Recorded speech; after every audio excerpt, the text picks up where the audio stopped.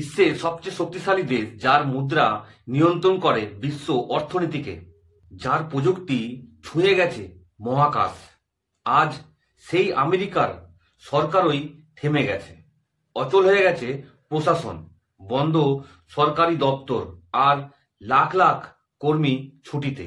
প্রশ্ন একটাই, কিভাবে আমেরিকার মতো দেশও শাটডাউনের ফাঁদে পড়ল?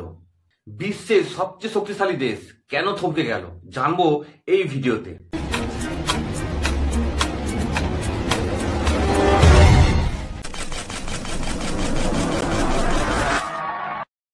আমেরিকায় শাটডাউন মানে হলো সরকারের কাছে আর টাকা নেই, বাজেট পাস হয়নি, কোষাগার খালি, ফলে সরকারের কোনো কর্মচারীকে বেতন দিতে পারছে না, নতুন প্রকল্পে অর্থ দিতে পারছে না, এমনকি সাধারণ প্রশাসনিক কাজও বন্ধ।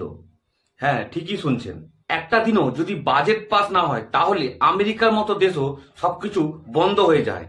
এই মুহূর্তে প্রায় 7,50,000 সরকারি কর্মীকে ছুটিতে পাঠানো হয়েছে।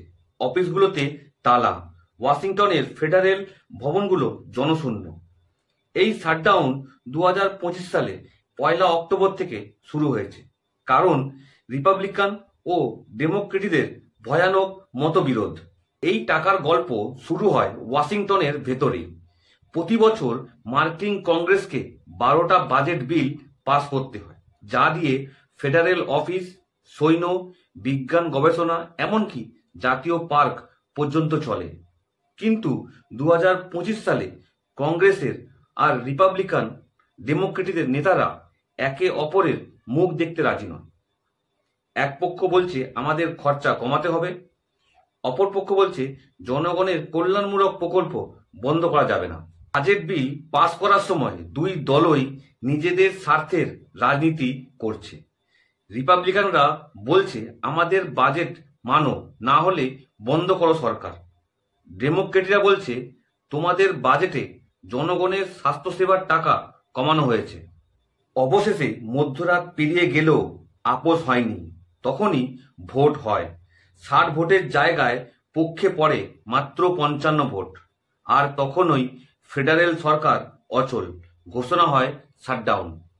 যে অফিসগুলো জরুরি পরিষেবাতে পড়ে না সব বন্ধ, যেমন নাসার কিছু প্রজেক্ট স্থগিত, জাদুঘর বন্ধ, পার্ক বন্ধ, পাসপোর্ট অফিস, ভিসা সেন্টার, দূতাবাস সব থেমে গেছে।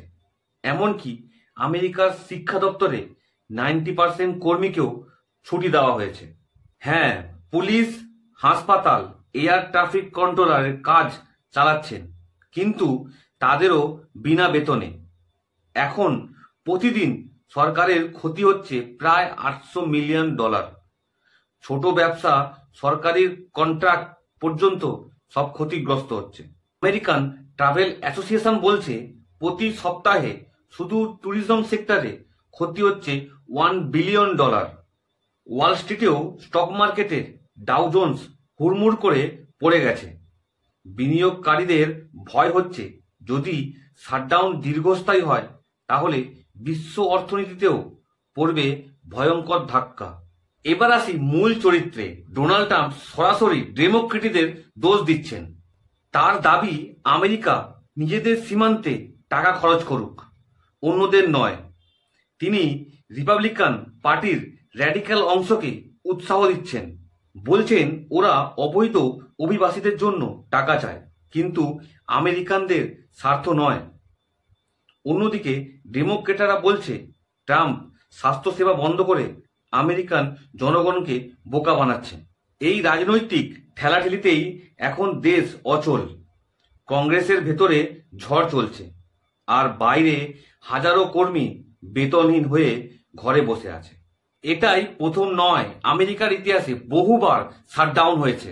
1995 সালে বিল ক্লিন্টনের সময় 21 দিন, 2013 সালে ওবামার সময় 16 দিন, 2018 থেকে 19 সালে ট্রাম্পের সময় 35 দিন ইতিহাসের দীর্ঘতম শাটডাউন, এবং এখন 2025 সালে আবারও। প্রতিবারেই কারণ ছিল রাজনৈতিক লড়াই, বাজেটের টানাপোড়েন আর ক্ষমতার দ্বন্দ্ব। বিশ্বজুড়ে এখন প্রশ্ন, যে দেশ অন্য দেশকে সাহায্য করে সেই দেশ IMF, ন্যাটো, ওয়ার্ল্ড ব্যাংক চালায়। সেই আমেরিকা যদি টাকার অভাবে নিজের সরকার চালাতে না পারে, তাহলে বাকিদের ভবিষ্যৎ কেমন হবে? এটা শুধু অর্থনীতির সংকট নয়, এটা রাজনৈতিক বিশ্বের সংকট। রিপাবলিকান আর ডেমোক্রেটরা এখন এমন এক পথে দাঁড়িয়েছে যেখান থেকে পিছিয়ে আসা মানেই পরাজয়, আর সামনে এগোলে মানেই দেশকে ঝুঁকিতে ফেলা। আমেরিকার শাটডাউন আমাদের শেখায় যে দেশ যতই বড় হোক, যদি রাজনীতি দায়িত্বহীন হয়ে পড়ে, তাহলে একদিন থেমে যায় গোটা বাস্তব। আর হয়তো সেটাই এখন দেখছে গোটা বিশ্ব। এই ভিডিও আপনাদের কেমন লাগলো অবশ্যই কমেন্ট করে জানাবেন। যারা চ্যানেলে নতুন দেখছেন তারা অবশ্যই চ্যানেলকে সাবস্ক্রাইব করতে ভুলবেন না। আপনাদের একটা লাইক আমাকে অনেক মোটিভেট করে। দেখা হবে নতুন কোনো সত্য গল্প নিয়ে।